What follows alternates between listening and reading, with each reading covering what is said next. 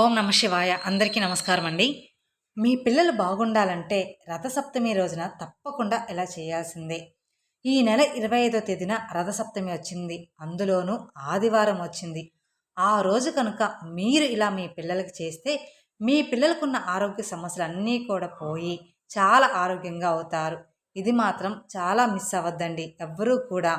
ముందు ముందు రథసప్తమి రోజు ఉదయాన్నే నిద్రలేచి సూర్యోదయానికన్నా గంటన్నర ముందే మీ పిల్లల్ని నిద్రలేపి స్నానం చేయించాలి. స్నానం చేసేటప్పుడు పిల్లలకు తూర్పు ముఖంగా కూర్చోబెట్టి జిల్లేడు ఆకులను తల మీద, భుజాల మీద, ఛాతి మోచేతుల మీద, మోకాల మీద, అరిచేతుల్లో మొత్తం 7 జిల్లేడు ఆకులను ఉంచి స్నానం చేయించాలి. ఇలా స్నానం పూర్తయిపోయిన తర్వాత మీ పిల్లల చేతి మీద సూర్యదేవునికి అర్ఘ్యం సమర్పించాలి. ఆ రోజు సూర్యుని శ్లోకాలు పాటించడం వలన ఎంతో మంచి జరుగుతుంది. మీ పిల్లలకున్న ఆరోగ్య సమస్యలు అన్నీ కూడా తొలగిపోతాయి.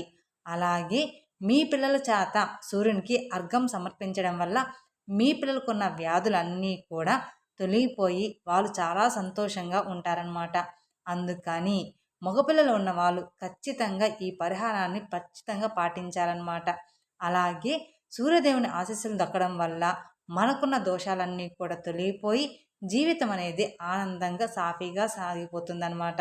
ఇక మీ పిల్లలతో సూర్యదేవుని పూజ చేయించడం వల్ల మీ పిల్లలకున్న ఆరోగ్యం అంతా కూడా తిరిగి వస్తుంది.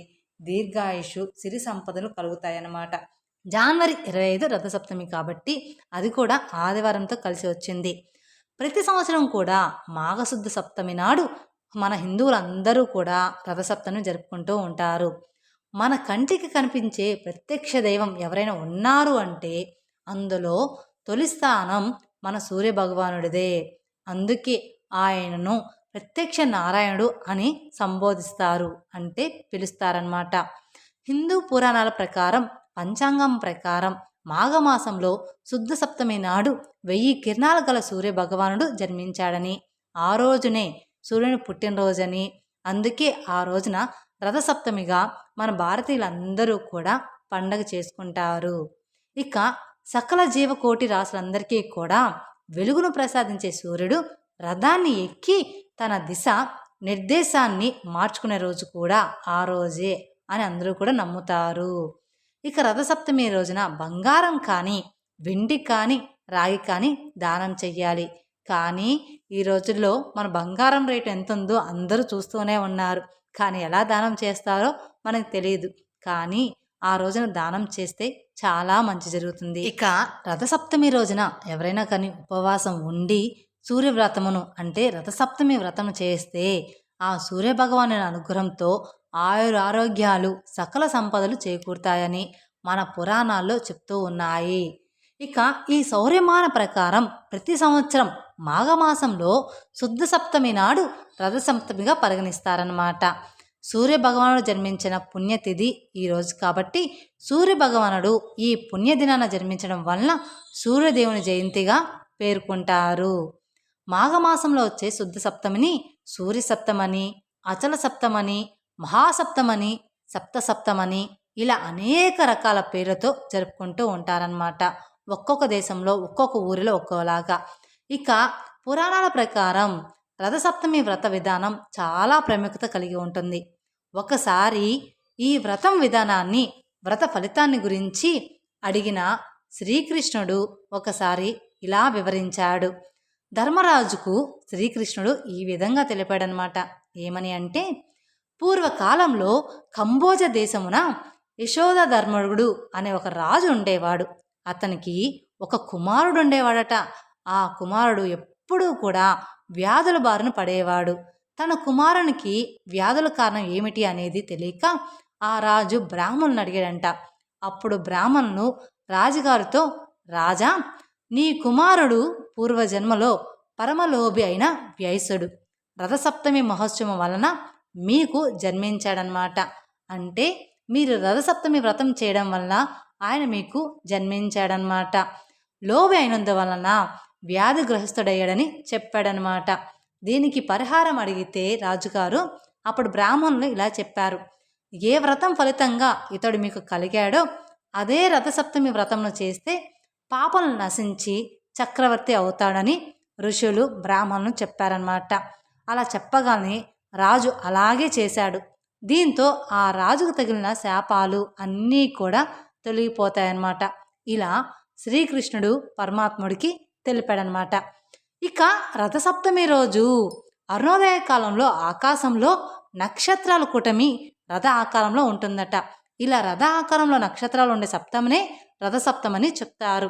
అందుకే ఈరోజు అరుణోదయ వేళ సూర్యోదయానికి ముందుగానే, అంటే సూర్యునికి ప్రీతికరమైన 7 జిల్లేడి ఆకులను 7 చిన్న రేగి పండ్లను శిరస్సుపై కానీ లేదా భుజాలపైన కానీ లేదా శిరస్సు భుజాలు రెండిటి మీద కానీ పెట్టుకొని స్నానం చేస్తారనమాట.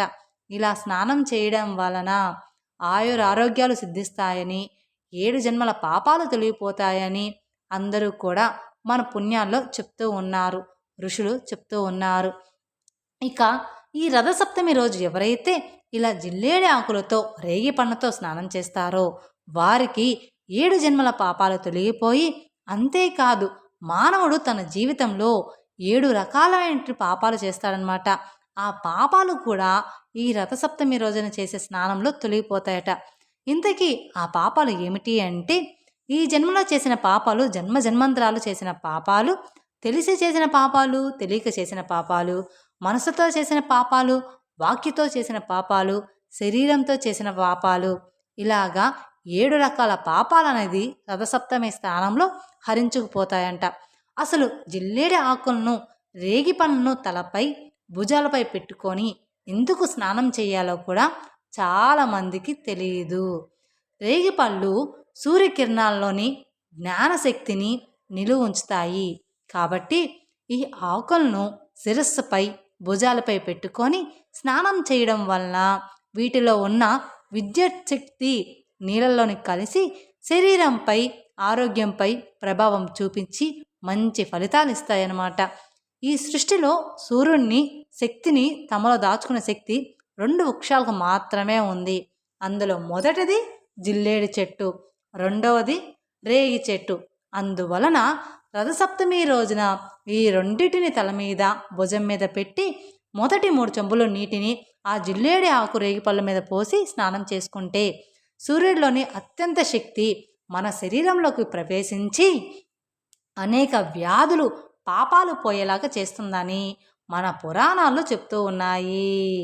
ఆమ్లా గుణం కలిగిన జిల్లేడు ఆకు రేగిపళ్ళను శిరస్సు మీద పెట్టడం వలన శిరస్సు ఎంతో మేలు జరుగుతుంది.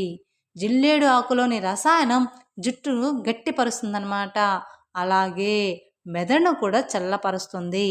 ఇక జిల్లేడు ఆకును అర్కప్రతం అని, రేగి పండ్లను అర్కఫలం అని కూడా పేర్లు ఉన్నాయి. ఎందుకని అంటే సూర్యుడికి కూడా అర్కహ అనే నామం ఉంది కాబట్టి.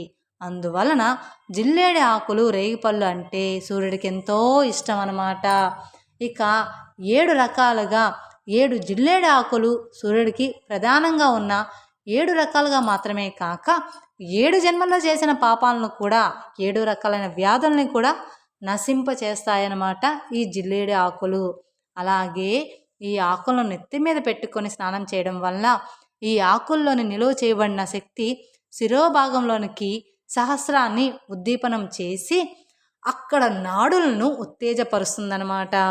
దీని వలన మానసిక దృఢత్వం, జ్ఞాపక శక్తి పెరుగుతాయి. ఇక రథసప్తమి రోజున ఇలా స్నానం చేయడానికి ముఖ్య కారణం కూడా ఉంది. అది ఏమిటి అంటే శిశిర ఋతువులో రథసప్తమి పర్వదినం వస్తుంది. శిశిర ఋతువు ముందు రోజే హేమంత ఋతువులో చలి తీవ్రత ఎక్కువగా ఉంటుంది కాబట్టి శిశిర ఋతువులో రథసప్తమి నుండి సూర్యుని తాపం పెరగడం వలన వాతావరణంలో అనేక మార్పులు సంభవిస్తాయి.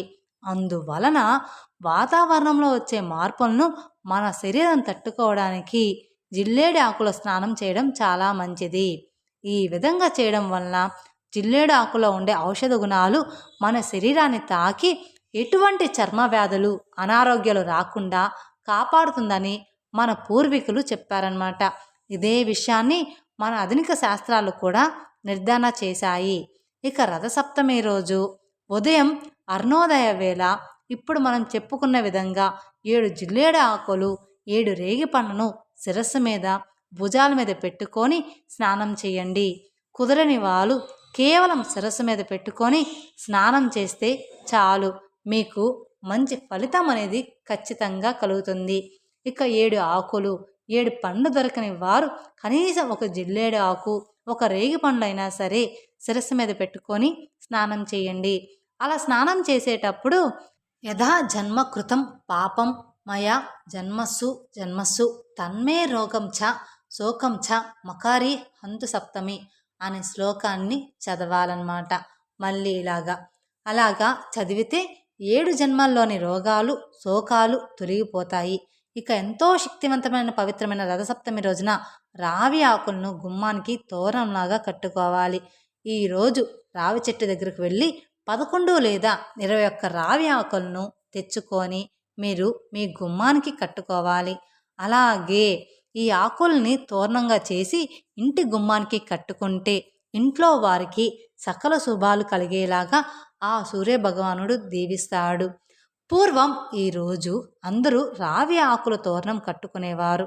ఇలా కట్టుకోవడం వలన సకల ఐశ్వర్యాలు సిద్ధిస్తాయని, రథసప్తమి రోజున రావి చెట్టు దగ్గరికి వెళ్ళి ప్రతి ఒక్కరూ కూడా కొన్ని నీళ్లను రావి చెట్లకు సమర్పించి ఆ తర్వాత రావి చెట్టుకు నమస్కారం చేసుకొని 11 లేదా 21 ఆకులను ఇంటికి తెచ్చుకోవాలి. ఆ తర్వాత ఒక పసుపు దారంలో ఈ ఆకుల్ని తోరణాలుగా కట్టుకొని మీ ఇంటి మెయిన్ డోర్ గుమ్మానికి కట్టుకోవాలన్నమాట. ఇలా రథసప్తమి రోజు గుమ్మానికి రావి ఆకులను కడితే సాక్షాత్తు ఆ సూర్యనారాయణమూర్తి మీ ఇంటికి రక్షణ కలిగిస్తాడని పండితులు చెప్తున్నారు. ఇలా కట్టుకోవడం వల్ల మీ ఇంట్లో ఉన్న నెగిటివ్ ఎనర్జీ మొత్తం కూడా తొలగిపోతుంది. తద్వారా పాజిటివ్ ఎనర్జీ అనేది ఆకర్షిస్తుందన్నమాట. ఇంట్లోని బాధలు, ఆర్థిక సమస్యలు, దుఃఖము, కష్టాలు, వాస్తు దోషాలు, అనారోగ్య సమస్యలు ఇటువంటి అన్నీ కూడా తొలగిపోతాయి. అంతటి శక్తి ఈ రావి ఆకులకు ఉంటుంది. ఈరోజు ఇలా చేస్తే మీ ఇల్లు సిరి సంపదతో తొలుగుతూ ఉంటుందన్నమాట. ఎందుకంటే రావి చెట్టు ఆకుల నుండి ప్రాణవాయువు అధికంగా విడుదలవుతుంది. ఈ ఆకులు విషగాలను, కాలుష్య పరిమితమైన గాలులను శుద్ధి చేసి మనకు స్వచ్ఛమైన గాలను అందిస్తాయన్నమాట. ఇక రథసప్తమి రోజు రావి ఆకులను గుమ్మానికి కట్టుకోవడం వలన సూర్యనారాయణమూర్తి ఎంతో సంతోషిస్తాడనమాట. ఇక సిరి సంపదలను, సుఖ సంతోషాలను కలిగిస్తాడు. వృక్షాల్లో కల్లా రావి చెట్టు పరమ పవిత్రమైనది అని శ్రీమద్ భగవతంలో శ్రీకృష్ణ భగవానుడు చెప్పాడనమాట. రావి చెట్లను విష్ణు నివాసంగా పరిగణిస్తారు. స్వర్గ వృక్షంగా ప్రసిద్ధికి ఎక్కిన ఈ రావి చెట్టు కింద పరమ భక్తులైన హిందువులు తమ ప్రాణాలను సైతం వదిలిపెట్టడానికి కూడా ఇష్టపడుతూ ఉంటారన్నమాట. సాక్షాత్తు విష్ణుమూర్తి ప్రతిరూపమైన ఈ రావి చెట్టు అని శాస్త్రాలు చెప్తున్నాయి. రావి చెట్టును పూజించడం వల్ల శనీశ్వరుని బాధలు కూడా తొలగిపోతాయన్నమాట. ఈ చెట్టులో ఎన్నో ఔషధ గుణాలు ఉన్నాయన్నమాట.